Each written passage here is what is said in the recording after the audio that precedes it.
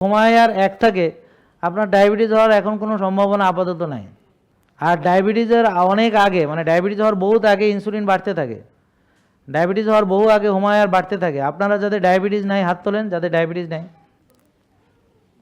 ওকে, যাদের ডায়াবেটিস নাই আজকে টেস্ট করেন, আপনার হোমায়ার যদি এক থাকে তাহলে আপনি নিশ্চিন্ত, আর ইনসুলিন যদি 4-5 থাকে ব্যাস ওকে, আপনি নিশ্চিন্ত, ঠিক আছে। কিন্তু অনেকেই দেখবেন যে আজকে আপনার হোমায়ার বেশি আছে এবং ইনসুলিন বেশি আছে। সুগার নর্মাল কিন্তু ইনসুলিন বেশি আছে। তাহলে সুগার নর্মাল বলেন, সুগার ইনসুলিন বেশি, এইটাই ইনসুলিন রেজিস্ট্যান্স। বুঝলেন না কথা? সুগার নর্মাল কিন্তু ইনসুলিন বেশি, এটাই ইনসুলিন রেজিস্ট্যান্স। তারপরে বলেন সুগার বেশি মানে ডায়াবেটিস। বলেন সুগার বেশি কিন্তু ইনসুলিন কম, টাইপ 1 ডায়াবেটিস। বলেন সুগার বেশি ইনসুলিনও বেশি, টাইপ 2 ডায়াবেটিস। তা এই আপনি যদি নিজেই শিখে যান তাহলে আপনার নিজের রিপোর্ট যদি নিজে জানেন তাহলে তো ভাই আপনি নিজে নিজে আপনার কি করতে হবে বুঝে যাবেন। এখন আমার দোষ হবে কেন? আমি কেন আপনাকে করতে বলবো? আপনি নিজে নিজে করবেন।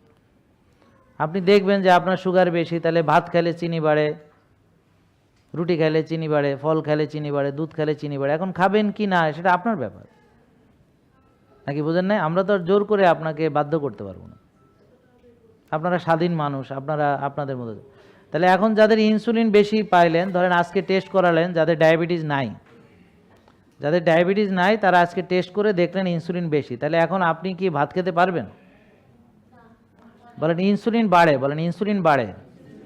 ভাত খেলে, রুটি খেলে, ফল খেলে, দুধ খেলে, চিনি জাতীয় যে কোনো কিছু, ঠিক আছে। এই আর টেনশনে বাড়ে, বলেন স্ট্রেসে বাড়ে, রাত জাগলে বাড়ে।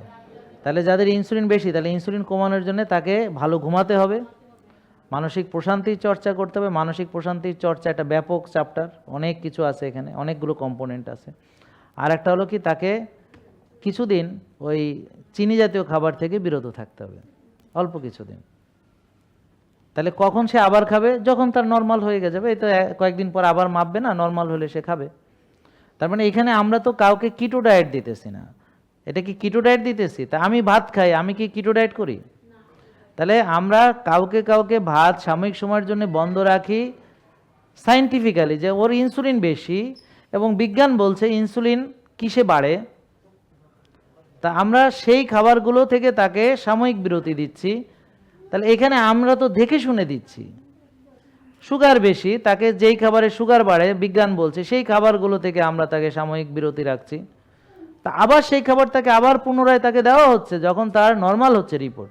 তাহলে এইটাকে তারা একটা ডায়েট হিসেবে দেখতেছে, যারা বলতেছে তারা তো এই বিষয়ে জানেই না, আমাদের বিষয়ে জানেই না, না জেনে মিথ্যা বলে যাচ্ছে। এখন আমি আর কি করতে পারি? একা মানুষ, আমি আর কত চিল্লাপাল্লা করবো? তো এই জন্যে আমার কাজ হলো কাউকে আমি বুঝাবো না। আপনারা যদি বোঝেন মানবেন, আর না মানলে মানার দরকার নেই। আমার কথা বুঝতে পারছেন? জেকে লাইফস্টাইল লিমিটেড, ওষুধ মুক্ত সুস্থ জীবন।